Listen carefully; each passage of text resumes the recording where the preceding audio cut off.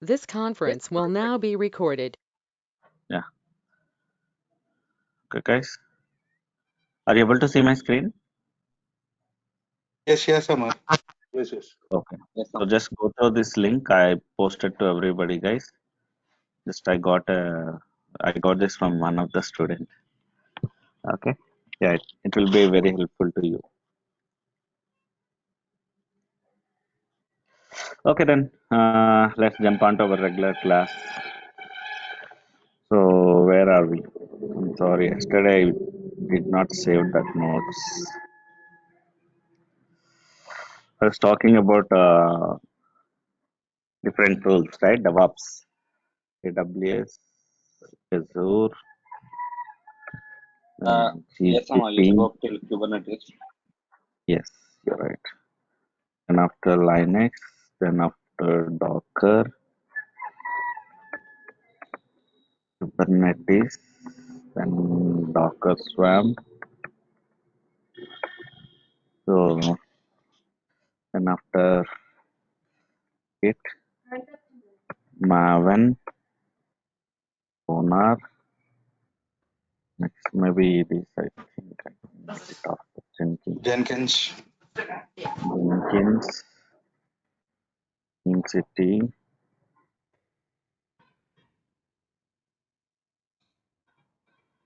Azure Devops,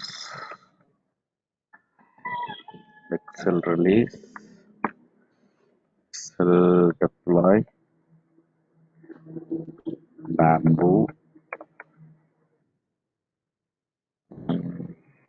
and Pedal,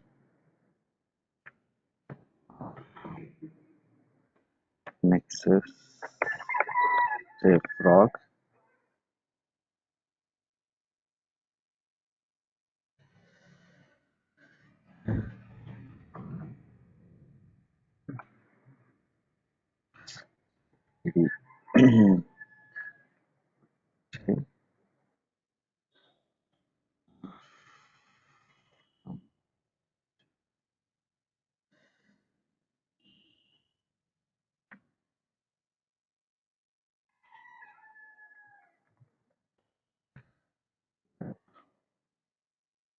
server, date.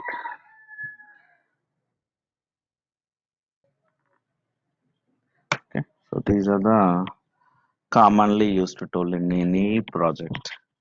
DevOps tools. These are the commonly used DevOps tools, guys.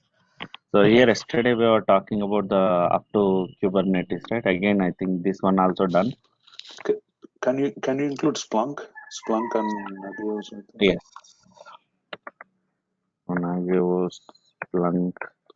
Anything I missed, guys? It looks good, sir. That's CloudWatch. it. Sorry. It looks CloudWatch. good. Yes. Again, that is part of AWS, right? CloudWatch is okay. Maybe you want to make it. Configuration mode. I mean, like Ansible full monitor. configuration management Yes, tools. yes. Full Ansible. monitor. Yes. Chef Puppet. Ansible, Chef, Chef Puppet, Pepper, Salt Stack. Salt. Okay. Yeah. So these are And do the you tools. think we need Terraform or infrastructure as code like cloud formation?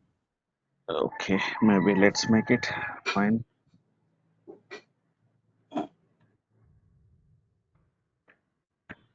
Terraform, cloud formation. Yes. Anything else I missed? Hmm. I think it's good. Yeah.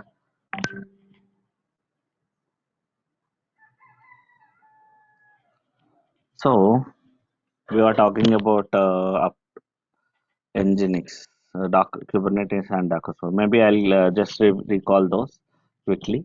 So guys, first one is cloud. Cloud means it's a third-party provider.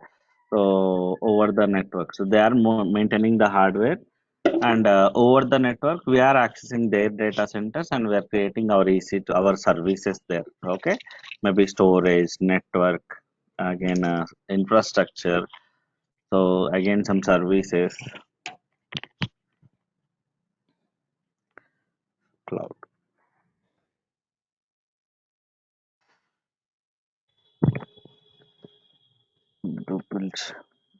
infrastructure. Again, Linux is OS. So Docker, again, it is also to build infrastructure only. Build infrastructure easily and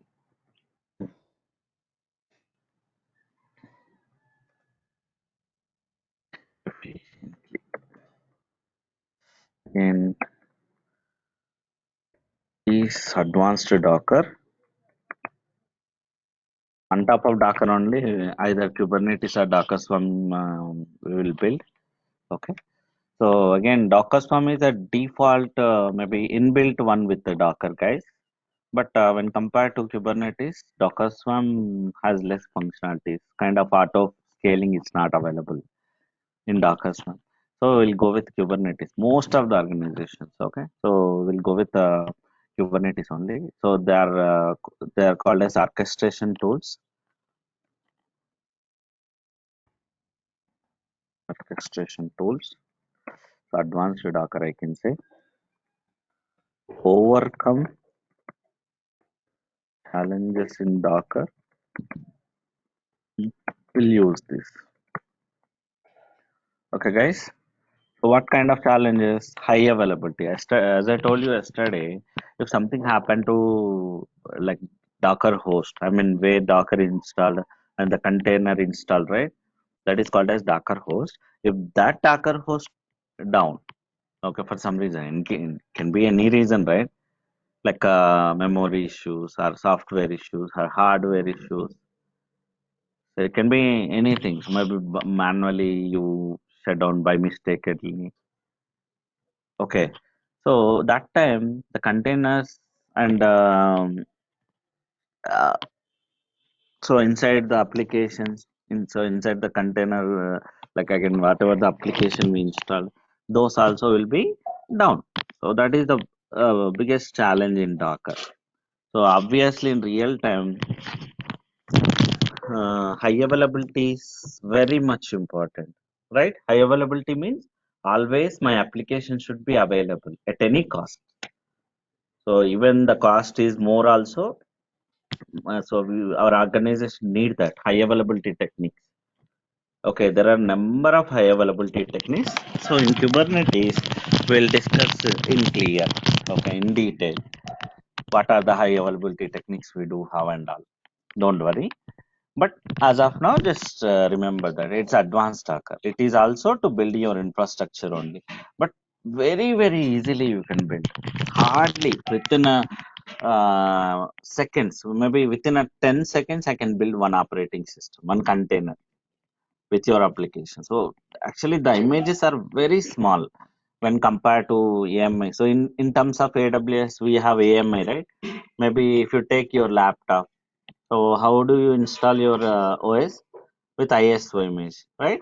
So ISO image, those all and all, so will be around 3 GB, 4 GB size. But Docker images are hardly in MBs. Okay, so that's the reason, the creation, even deletion, means termination or shutdown or startup are very fast. Taking backup and working with storage and all very very easy. But Docker you cannot install directly on top of one of the machine. It can be your physical server. Already we discussed yesterday what is physical server means. Your own data center, there you should maintain your servers, that is called as physical servers, on top of VMware or on top of AWS or Azure. One of the machine you have to build first, then after Docker you can build. Okay, so on top of Docker only. So again, in terms of Docker, I'll maintain only one host. Means one EC2 on top of, and I'll build my infrastructure, maybe my containers. Not like all your applications, as many as how many applications you have, all your infrastructure not in one EC2. Based on your requirement, and you'll pick number of EC2 instance everywhere. At least like I can save my my cost at up to 75%. I can say 70% if you go with Docker. Okay, so In Kubernetes means little more infrastructure you need, like little instead of one EC2, so definitely you need three. So in that way you can calculate. Then HTTP. This is one of the commonly used applications, guys, for web server. So if your website, if your organization is maintaining some website, definitely every organization will have many websites, right? So different websites. So every time, so they will use definitely these tools only. So on top of this tool, whatever the pages they are developing, maybe it can be HTML pages or Java pages. Okay, so Node.js, anything they will build on these tools on IIS for Windows. These are the web servers, web tools. Okay. On top of them only web servers. Mean websites will be installed, will be managed. Web pages will be managed. Those web pages only I am visible. I am able to see. Means customer able to see those web pages only. Okay. Now Ansible. So as we discussed in any session, so in real time we do have n number of servers. It can be Docker mesh container, it can be Kubernetes nodes, it can be like a application, any application. Definitely, you would have n number of servers. So you would have development servers, you would have QA servers, you would have production servers, right? So example purpose, let's take this is dev environment. Maybe in AWS one account you are maintaining these servers, okay, with different applications. It can be Docker application, it can be Docker containers inside it, HTTP, Node.js, Java, Git, Maven. So it can be Jenkins server, it can be again a Sonar server, Nexus server. So as many as servers you will maintain in dev server, dev environment, dev account, dev AWS account. Okay, so here maintaining these servers individually means sometimes what will happen, I have to do some task in number of servers. All dev servers I want to create one file. So again, what is the requirement? It's out of matter. Okay, let's assume that just today I started my project. I don't have any new servers here. Already my project was in physical data center. There I do have dev server, QA server, production server. So this is brand new development environment. I just started. Okay. So definitely all these servers should be again tweaked with your setting. With every company, every organization has its their own standards, like based on their security team. Their security team will be there. Every company has their own definitely security team. Okay, they will provide some maybe configurations. They may not know whether it's a Windows or Linux, but they know some so and so like application should not be there in our servers, like telnet. Okay, so basically telnet is similar to SSH, guys. How you are able to use putty in your lap application in your laptop. By using putty, what I can do, guys, I can connect to my Linux boxes, right? So in the same way, telnet also can be used for the same purpose, but the thing is telnet is not secure. Okay, so telnet is not secure, the communication, because you're connecting remotely from your laptop to your AWS cloud. So your server is in AWS data center, somewhere in US or somewhere in India data center. Just a minute, guys.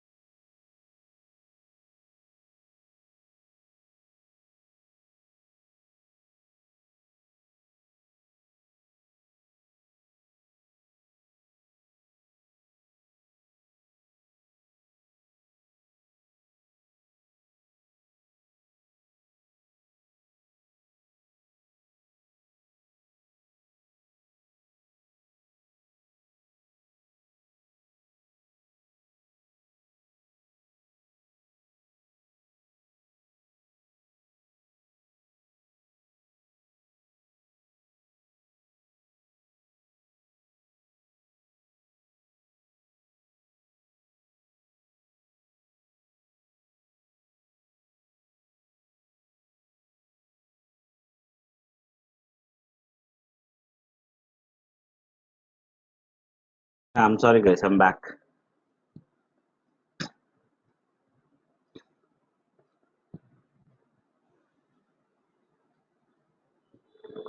Ganesh, which team he is from?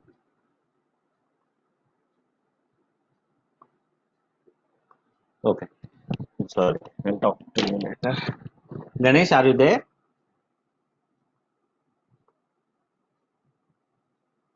Hello?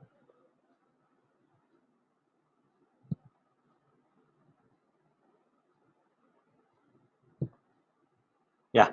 So, okay, guys. So as I told you, different environments you would have in your project. Okay. Different set of servers. This is QA. This is production. If it is a big project, like if it is very critical project, with huge customer, definitely they would like to build applications with quality, right? So they will maintain again some other environments also. Same setup everywhere. Dev, QA, production, UAT, pre-prod, sandbox. This many environments they will maintain. Okay, why this many environments required means just to make sure that maybe sometimes what will happen in dev everything will be like working without issues, no issues at all. Somewhere in UAT environment, same environment again, whatever you have in dev, whatever you developed in dev, now it is there in UAT, but still you may get some issues, some bugs. Definitely it's possible, right? So environment they will keep again some maybe like so they'll give some time, so they'll come to know that if any new challenges arise. Okay, so finally when it the product goes to production environment, definitely you will get a more quality product. I can't say it's 100% quality. Definitely it's any product has may have bugs and all. Okay, but at least you'll get a quality product, more quality product. So that is the reason in any organization they'll maintain n number of environments. Okay, so obviously the set of servers, the number of servers should be more. So managing them individually. So if I want to, as I told you, let's assume that just you created development servers, maybe 150 development servers, and different applications you have to set up. Okay, maybe sometimes 10 servers with the same setup, same Apache server you have to install on 10 servers. So managing individually, it's time taking process, right? Definitely. So what I can do, I can use one more server. Here I'll install Ansible. Ansible is the configuration management tool. It is called as. So what I will do, I'll set up all my information, dev information, QA information, production information with my IP address and done. So with the simple commands, I can manage my like infrastructure. I can do anything inside my servers. Whatever I want to do, I can do with Ansible. Instead of doing manually, I'll go with Ansible. So this is one of the DevOps. You may think maybe before Ansible, again, is it manual stuff? Again, there are some alternatives, guys, like shell script, maybe Python program, right? So these are the alternatives you can use instead of Ansible. Earlier, even they do have different. Definitely, they won't do these stuffs manually. Okay, so they will try to find out different alternatives. So in previous days also there are alternatives for this task to manage your infrastructure, to do bulk task and bulk number of servers. Definitely it should not be manual task. Okay, but again if you want to go shell script or a Python, you have to write a big code for that. Every program, every task you have to write a big separate task for that, separate code will be huge again. But when it comes to Ansible, it's very easy. It's like general English.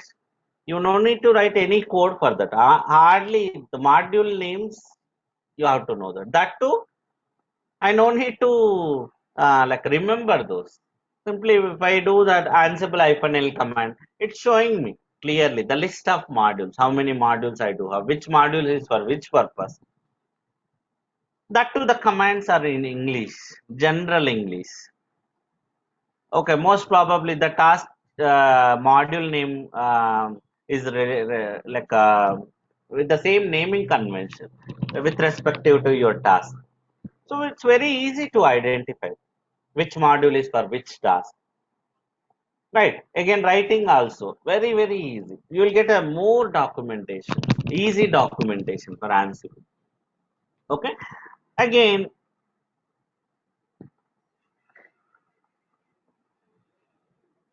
Chef, Puppet, Salt. These are also related. Okay, similar tools. Okay, but definitely there would be differences. Okay. So, but most probably Ansible is used in the market because it's very easy when compared to Chef and Puppet. The configuration is difficult when compared to Ansible. Chef and Puppet. Okay. Now the Terraform or cloud formation. Guys, this is kind of automation, I can say. Okay. So what is Terraform means? It's one of the third party tool. With Terraform, okay, let me tell you one scenario. Let's assume that, as I told you, it's a brand already my environment, everything, dev environment, QA, production, UAT, everything in my own data center. Okay. Now, my management decided to go with cloud to reduce the cost. So, cloud management. Again, later I can go with a Docker, whatever I know. So, but first of all, I should build my dev environment, my QA environment, my production. So, to build your infrastructure and all, what I should do? Again, first of all, I should build my networks. I should configure networks in a dev account, and I'll build as many as how many EC2 instance. There would be already requirement given to you. How many EC2 instance required? How many? What services you have to build and all. Okay. So again, everywhere you have to do the same thing. So in development, you have to do the same work. In QA, you have to do the same work. In AWS account, again in production, UAT, all the accounts you have to do the same work.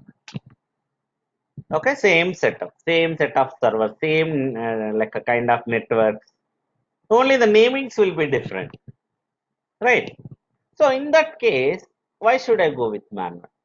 So again, creating your infrastructure. If I go with Terraform, a cloud formation. Again, cloud formation is only works for AWS. It's a internal service for your AWS, guys. Cloud formation will work only for AWS. It won't work for Azure and GCP. But whereas Terraform will be for all the networks, all the clouds. Simple. What I will do means I'll create one file, Terraform script file, only one file with whatever, maybe I want to create 10 EC2 instance. Okay, in development. So with tags and all, I will give everything, but not hard coded. Exactly, kind of the namings and all, network name. Okay, which network you need and all. I don't give in a original script. So there only it's a template. Same Ansible concept, guys. In Ansible, we have template concept, right? What is template? It's a just a kind of a sample file. It's not original file. Same in Terraform code also, we'll write a just a template file. Okay, with variables. Again, every time, whenever I'm deploying development environment, so there will be variable file. In that variable file, I'll change the names, only that variable name, and I'll deploy it. So in development, my work will be done. Only first time it will take some time to create this deploy, script files and all. But for your once the development is finished, hardly QA, production, UAT, sandbox, everything within a single click you can build without more work. Okay, without stress, immediately within a single click. Once you run your click, your QA environment, all setup, network, security groups, again roles, keys, again infrastructure in QA, and everything will be created. Okay, again in the same way, production. So everything will give the variable names. So that is what Terraform kind of automation. So within a single click, I can build it. Within a single click, I can remove it. Okay, so the difference between Terraform and CloudFormation is Terraform is belongs to, so okay, with Terraform I can build the infrastructure anywhere as AWS, Azure, GCP. But whereas CloudFormation with I can only work with AWS. So guys, one more thing, with Ansible also I can manage my infrastructure. I can build my infrastructure. Okay, so someone asked me, I don't know who was that. What is the difference between Ansible and Terraform? Okay, guys, and with Ansible, I can build my infrastructure, okay, and as well as I can manage it. Means inside my EC2 instance, inside my infrastructure, I can manage my configuration. I can install something, I can uninstall, I can create something, anything I can do. But whereas Terraform, it's only to build your infrastructure. That's it. No management. I mean to say, inside your infrastructure, inside your servers, something I want to do, something I want to install, I want to uninstall, I want to create. You cannot do with Terraform. Okay, that is the difference. But the maintenance of Terraform is very easy. Okay, the writing code and all, maybe like building your infrastructure, single time work, one time setup. Okay, once you only for development you will work some little. Okay, once the development is done, QA production, only the variable names I have to change. That's it, because same setup only everywhere. Okay, no need to do everything manually. Your auto scaling, load balancing, everything my Terraform will take care. Okay, that is what Terraform. Now again the Git. So up to here, this is about management, right? Your infrastructure creation, maybe installation, setup, and all up to here. So now onwards, once the let's assume that my management, my setup is ready now. All my development is ready, QA is ready, production is ready, everything. Now the actual development should start, right? So where developer will develop again in development server.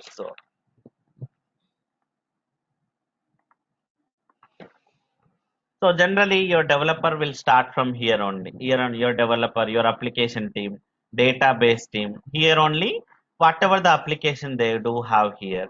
Okay, they used to do different changes. Let's assume that my management decided to go with new functionality.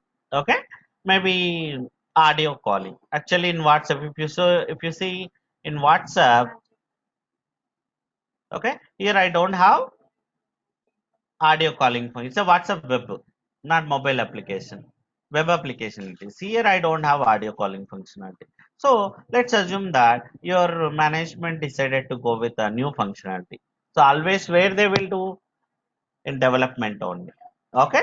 Here generally what developer will do. So developer, this is developer laptop. He used to log into this one of the development server, where the intended server.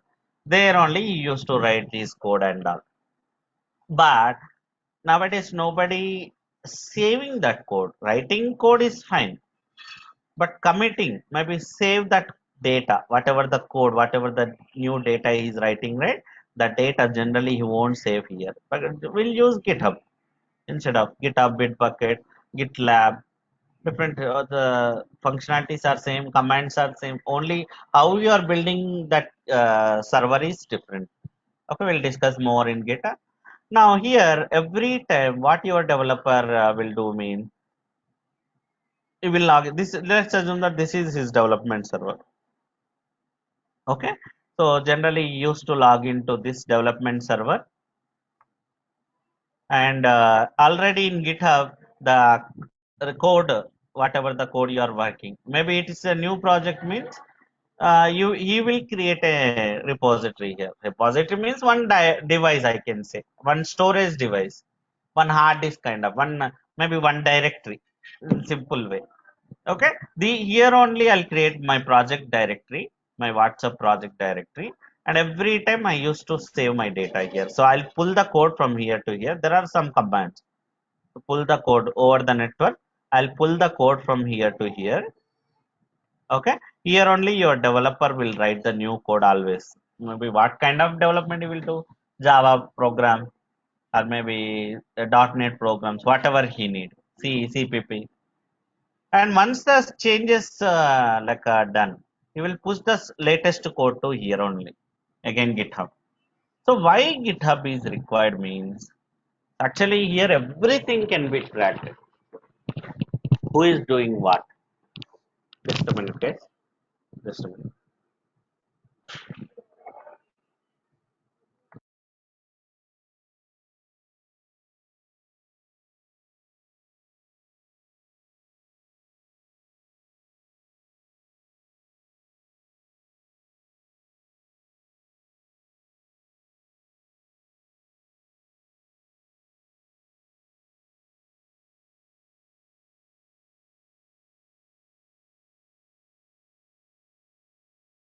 Yeah. So Git is a version tracking tool. What is version tracking mean? Let's assume that developer day to day he will do like a number of changes, maybe 30, 50, based on time permits. So how much he can do, that many changes he will do every time. He will push the changes to GitHub. Okay, let's assume that today morning he started at 9 o'clock, and maybe up to 10, 11 o'clock. So whatever the changes he did, every time he is doing the changes, he is pushing the changes. He is doing the changes here, pushing the change. Always it should be up to date, guys. Your GitHub, your changes should be pushed to here only, GitHub only. So let's assume that at some point of maybe at 12 o'clock, something corrupted. I want to go to 11:55. Whatever the, so up to 11:55, whatever the code I written, it's working. Okay, actually there is a, once he saved his code, there would be some other tasks also. There are some other tasks, dependency task he used to do. We'll discuss about that. But just as of now, I'm working on GitHub. So what is Git means? So as I told you, at 9 o'clock he started his work. So number of already he did 12, 15 changes to that code. Okay. Now time is 12 o'clock. Somehow like whatever the change I did, I pushed. Okay. So after that, my code is not working. My application is not functioning properly. Okay. So immediately I want to revert back. I did again like different changes this time. Okay. Number of places I did, I changed something. Now I cannot do it manually. What are the changes I did here at 1 o'clock, at 12 o'clock? Okay, I cannot revert them manually because different stuff I modified and I pushed the code here. It's very tough. Okay, here. So, but GitHub has one functionality. Whenever you save some, whenever, just a minute.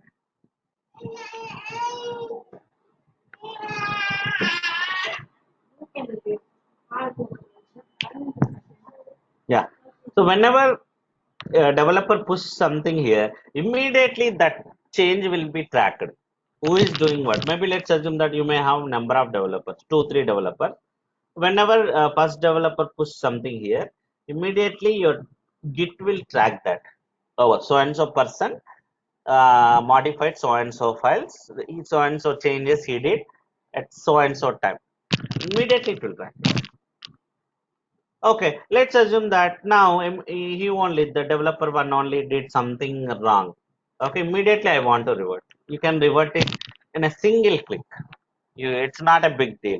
You no need to go to your files and all modify manually. It's not at all required. Immediately your GitHub will help you in that way. So even after 6 months also, okay. So if I see the history, I can say. So maybe today what files Sam modified, I can say after 6 months also. What files he modified, what exactly he did in that file. Also, I can track with GitHub after 6 months also. That is the advantage of GitHub. That is the reason like everybody is using these tracking version tracking tools. Okay, so GitHub is one of the commonly used. It's a free open source. No need to pay anything. That's the reason everybody is using it. Okay. Okay, so that's fine. About developer, generally what he is to do every time, he will log into this server. He will changing the code and pushing the code. Again, he will do the changes, push the code. Again, he will do the change. But in between, let's assume that developer logged in here, development server, by using putty. He logged in. He pulled the code from here to here, the latest code, and he started he created one file and he updated. So definitely he has something in mind, something so and so component I'm developing. Within a single day, he cannot do that. Within a single file, he cannot do anything. So just component by component, he will develop, right? So he'll develop one thing here, some file, class file, development Java file he created, and he pushed to your GitHub. But how he will come to know that that code is working or not? Because it's a raw data. Anybody use like customers, guys? So let's take I'm using WhatsApp mobile application. Am I using application or Java code? Are you downloading Java code and pushing it to your mobile and all? No, right? It's an I'm application. installing It's application application. only. Application only, right? Again, he also, what developer will do means he has to build application with that code. Again, even though it is not completed code, it's in progress code, you can build that application with that code also. So that is where Maven comes into picture.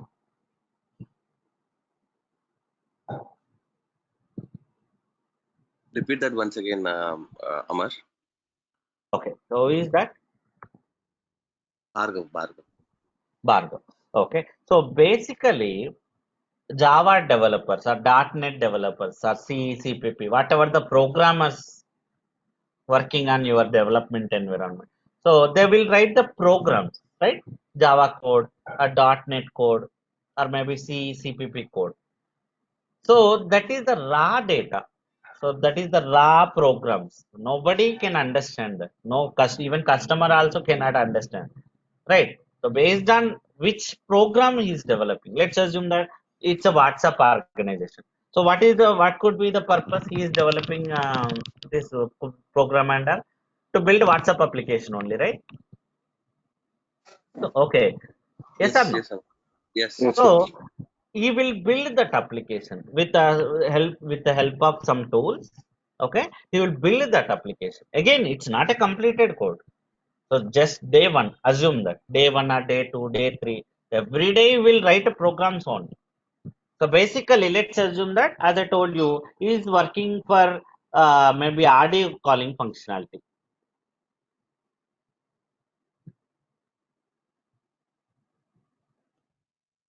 Let's assume that now he is working for audio calling functionality.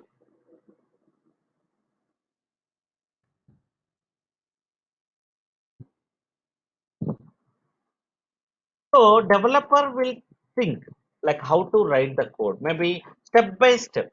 How many components I have to develop?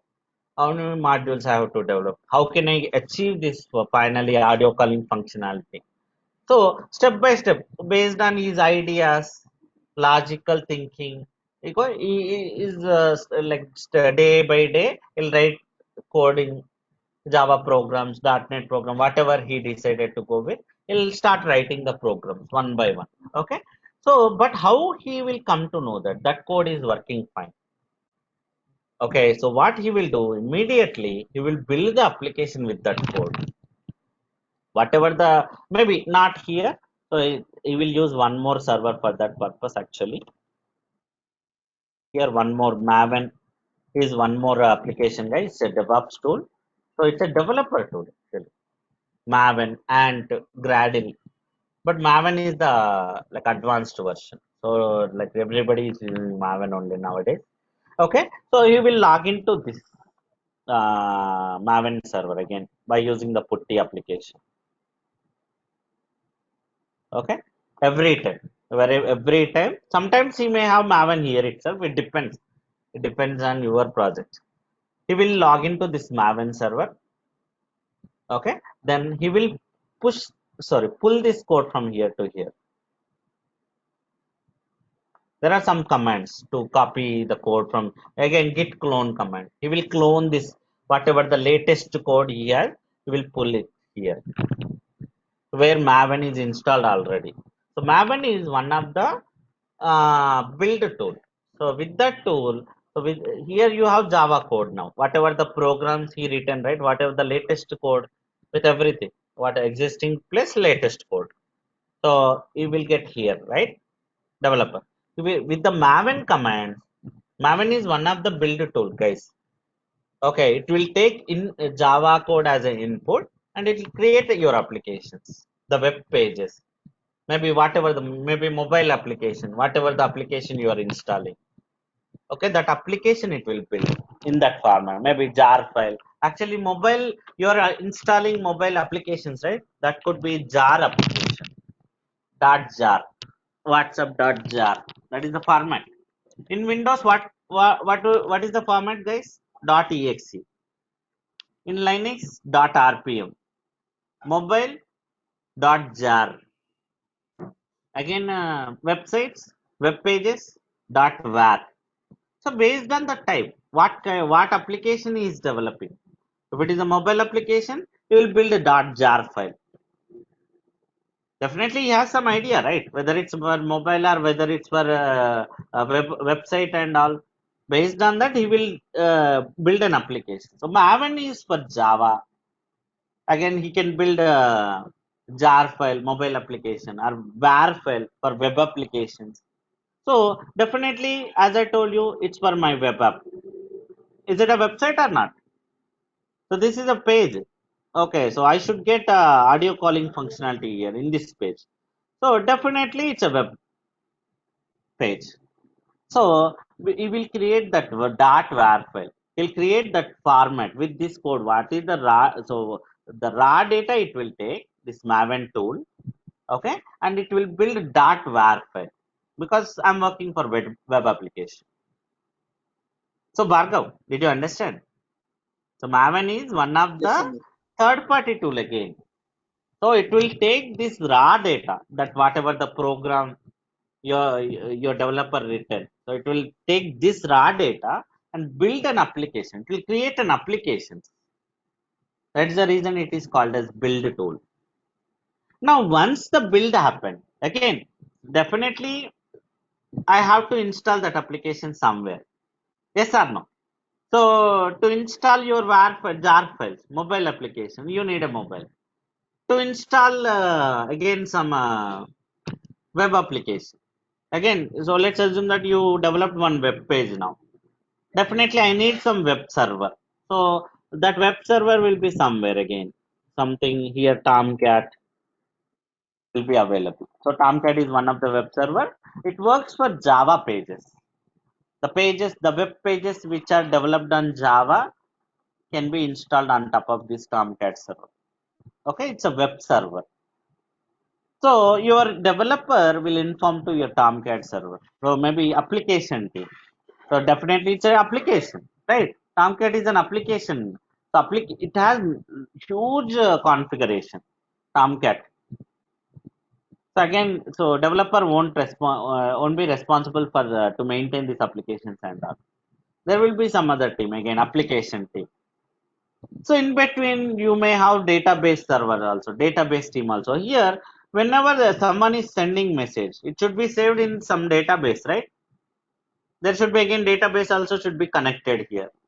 Maybe here, let's assume that I want to see images. What are the images? So like as part of this. So here something links will be, or maybe images I can see if any images. Yes or no? Definitely there should be some database connectivity also required here. So your database team also involved here. So what your developer will do, your developer will inform to your application team and database team, hey, I got a new application with new code. It's not completed code, but still I have to test it, right? Whether that component is working or not.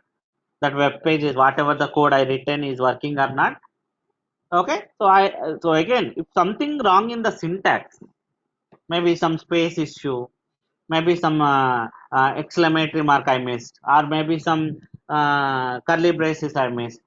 If the Java program or .NET program syntax issue, here itself your job will fail. Your developer will come to know that something wrong in the syntax. Again, he'll go back to this server. Okay, he'll pull the latest code. He'll do the changes. Again, he'll update. Again, he'll come to Maven server. Will run Maven commands to build an application. Now assume that Maven is working now. That application I got created. That means code is correct only. Syntax is correct. But now you will inform to your application guy and database guy. Hey, I got new application. Please go ahead and copy this application, my web application to your download. So again, your application team will jump on now. They'll copy this application .var file somewhere in the folder here. Maven folder will be there. From there to here, you will copy from one server to another server. So then, before install, if any prerequisites, maybe any new settings required, so definitely every application needs some settings, right? So maybe this code also, based on this code and all, so you'll do some tweaks. This Tomcat server, maybe application guy, database guy. So if any new setting required, you will do those settings. Then after you will install this application here by running some commands. Okay, so prerequisites will be done. Then after the application will be installed here. Now your application team will see that whether that component is working or not. Okay, if that is working, yeah, so okay, you can proceed.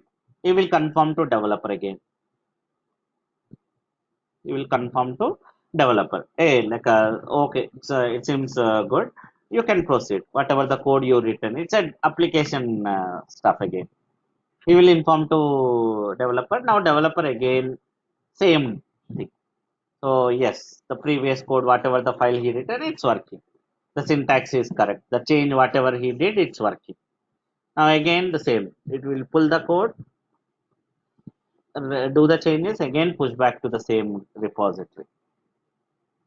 Now immediately he will log into Maven server. He will pull the latest code. He will do the changes, build an application. It will go back to Tomcat. Again, application guy, database team involved here. Your application will be installed here. This is a regular task, common task. Okay, in your project. Your developer, your database guy, application, what they will do, this thing only. Okay, so every time.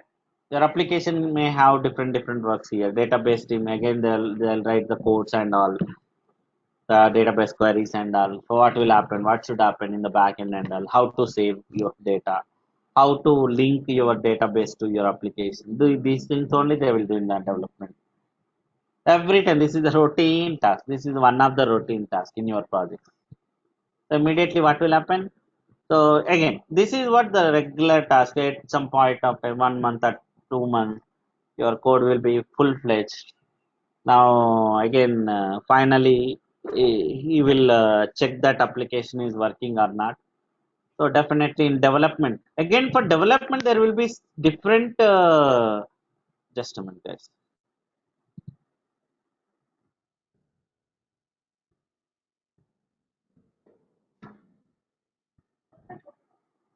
Okay, so in development there will be different website, guys. Not this one. This is a production because now I am able to customer is using this, right? So this is completely a developer work. Yes or no? So sorry, this is the production website. So definitely there would be development website for developers. Something like web.devwhatsapp.com, something like that. They will create some other website. Okay, there they will test everything. So they will check it whether that audio calling is working or not. Once the audio calling is working, so they will inform to management. Yeah, so like whatever the functionality I developed, now it is working fine, without issues. Now it will go to testing phase. I think here just a minute. What we covered till now? Git is covered, Maven is covered, right? Now why Jenkins comes into picture means just to automate these tasks to reduce your team efforts. Okay, actually it's a routine task. Every time your developer has to log into development server, he will pull the code, latest code from your repository to here. He will do the changes, again push back. He'll go back to Maven server. He will pull the code again, building application, again informing to Tomcat server. So maybe your application team, database team. If in your application and database team in between there are some other work. Definitely they do have other works also, right? Not only this application installation every time. They may have their own like how to do the changes, what configuration they need, how to maintain and all. They used to work on those stuff also. So in between, if they have some other work, definitely your developer has to work. Wait, right? There is lots of manual efforts here and as well as team dependency is there.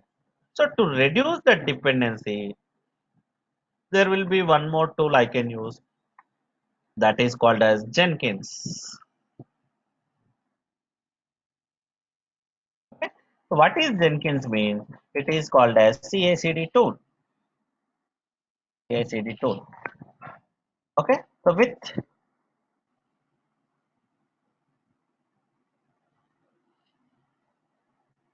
it is a CI/CD tool and whatever the task he is doing. So I mean not development.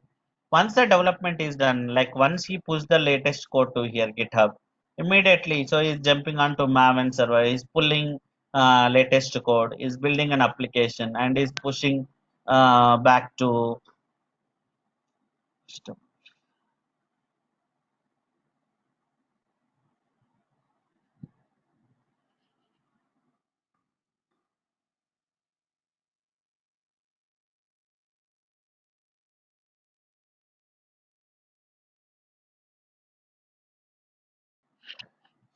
okay. So it's a routine task, right? So these manual efforts are team dependency I can reduce with Jenkins. So Jenkins is one of the intelligent tool, very, very intelligent. I can integrate all these commands, all these servers, Tomcat server, Maven server, your development server, your GitHub server, everything to my Jenkins.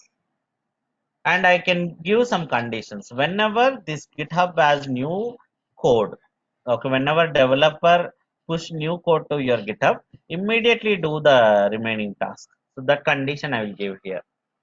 You no need to inform to your Jenkins. Automatically your Jenkins will come to know that. Okay, so whenever this GitHub has new changes, immediately it will do the remaining task. No, so by doing that, what you are achieving, you are able to reduce your team efforts. Now, developer work is only log into this development server, pull the latest code. He'll do some changes. He'll like create some file, or maybe he'll update existing code and all based on his requirement. He'll push back to GitHub. Only that is his work. And he will wait for some time. No need to inform to anybody. No need to log into Maven server. No need to inform to Tom application guy and database guy. No need to wait for them. My Jenkins itself is doing other commands. It will log into Maven server. It will trigger the like job. I mean, it will trigger. It will pull the code from GitHub to here. It will build an application, and after it will log into Tomcat server. So here it will copy the code from here to here, application from here to here. It will install. If any dependency tasks also there, it will install those dependency tasks. It will run those dependency tasks also. Everything my Jenkins will do.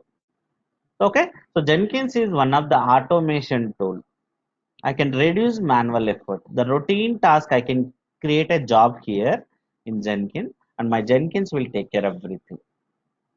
You no need to bother about your dependencies. Almost 90% dependency I can reduce with Dickens. I'll talk to, how can I know that? So what they are doing, what commands they are running. So I have to talk to them, developer, manage application guy, database guy. Okay, so what command they are running, what task they are doing manually. I'll talk to them, I'll try to understand. I'll create those commands only in my Jenkins job. Okay, so that is how Jenkins works. Automation to reduce your project time, to reduce your team efforts, to reduce your dependency. Okay, the next thing is Sonar and Nexus. Why Sonar and Nexus required means, so in between, actually here, so every time what I said, your developer writing the code, okay, is able to build an application and install in on top of Tomcat. So guys, remember one thing, development, maybe writing code, writing one web page can be in many ways. There would be some shortcut. So it's a developer work. Again, they can use different modules, different program, maybe what I can say, combinations. So let's assume that this what I can say, maybe Facebook login page. So to develop this web page, I can do in many ways, guys.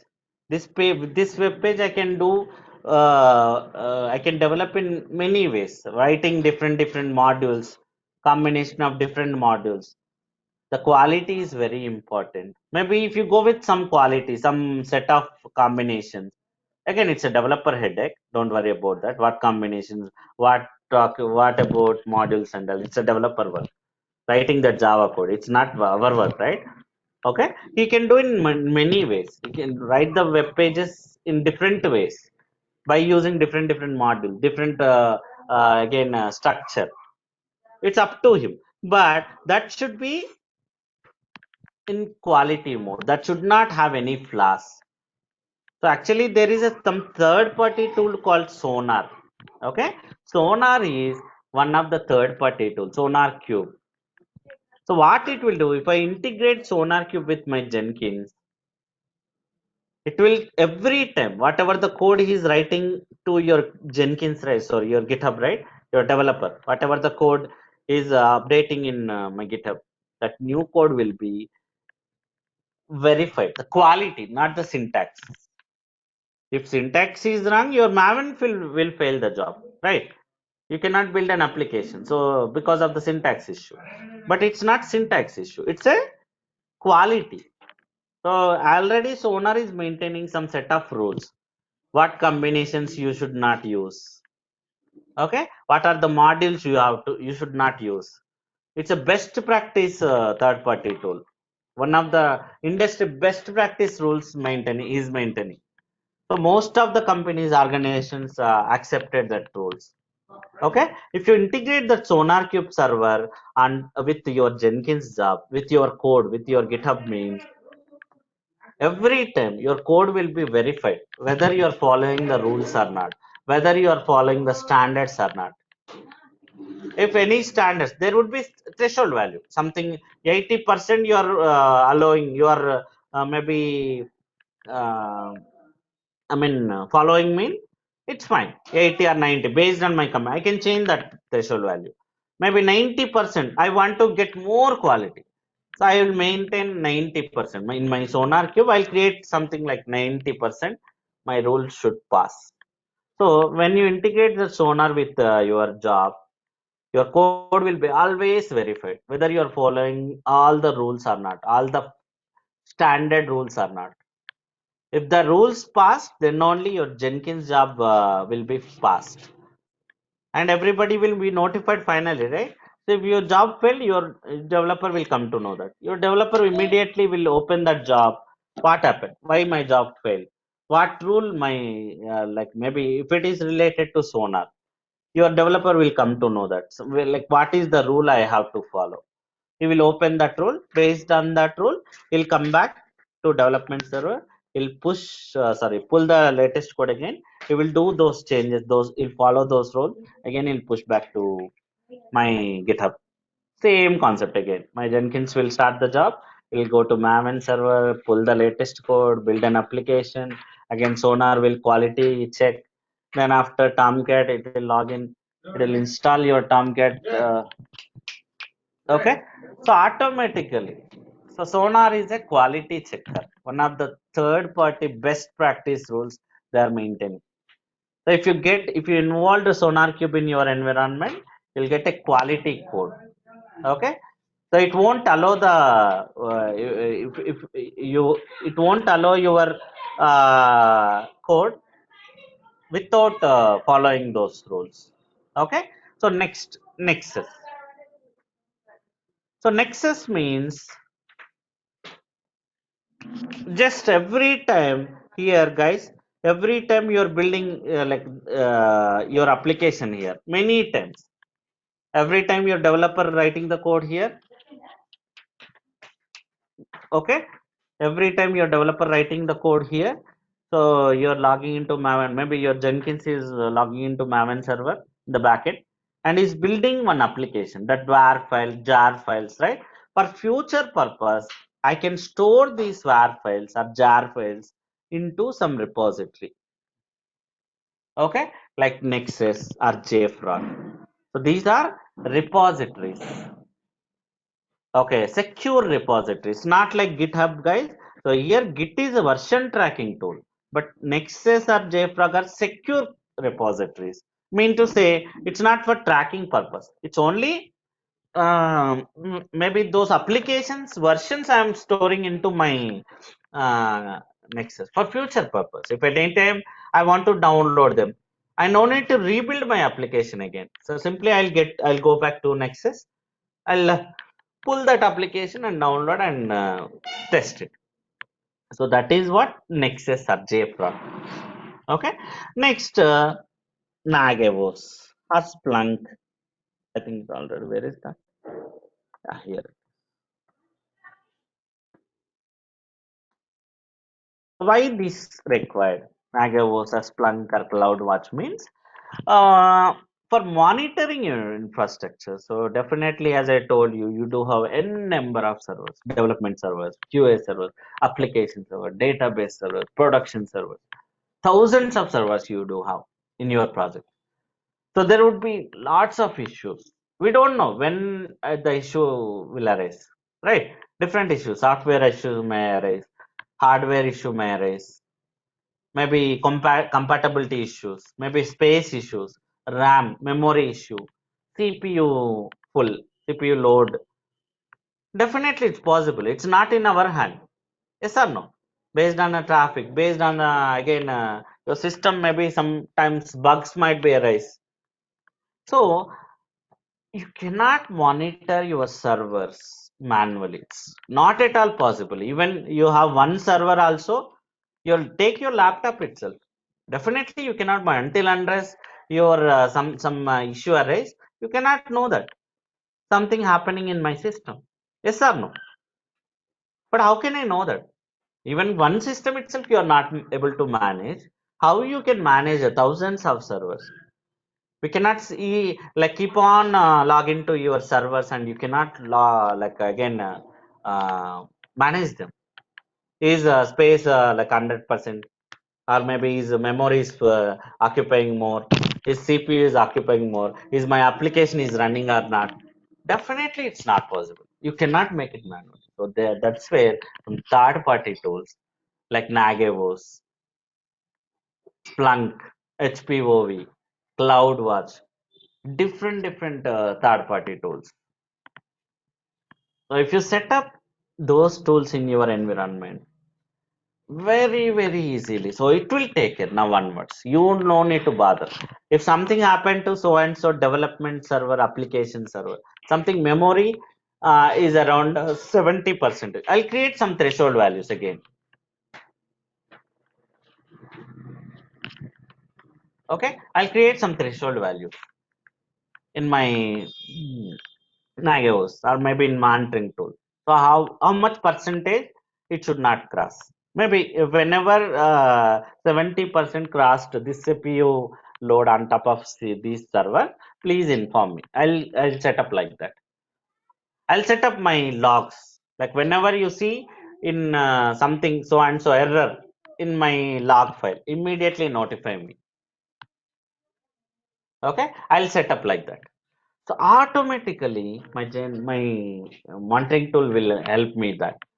So now onwards, simply wherever I get issues, wherever I get alerts, those servers only I'll monitor. I'll go to that server, I'll observe what is happening, why it's taking more RAM, why it's taking more CPU, why space issue. So what are the unnecessary files I do have?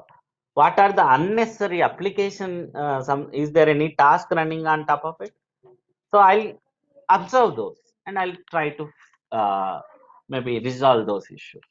So that is what monitoring tool. Okay. So guys, so monitoring tools can be anything again, as I told you, like an Agavo, Splunk, different application has supports different uh, different functionalities.